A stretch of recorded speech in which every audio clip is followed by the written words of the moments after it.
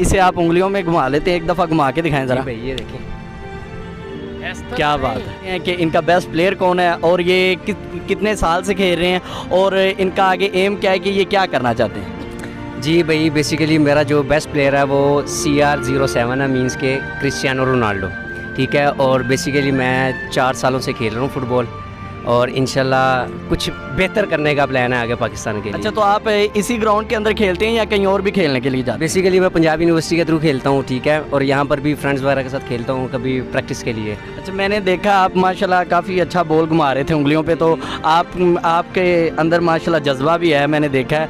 इंशाल्लाह पाकिस्तान के एक बेस्ट प्लेयर बनना है हमने इंशाल्लाह फ्यूचर में जाके।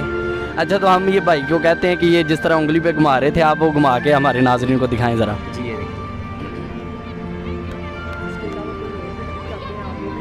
अच्छा, तो इसके अलावा अगर आपको कोई और भी ट्रिक आते तो वो भी आप करके दिखा सकते हैं। क्लैपिंग करें, क्लैपिंग। तो नाज़रीन आपने देखा कि हमारे भाई ने माशाल्लाह काफ़ी अच्छा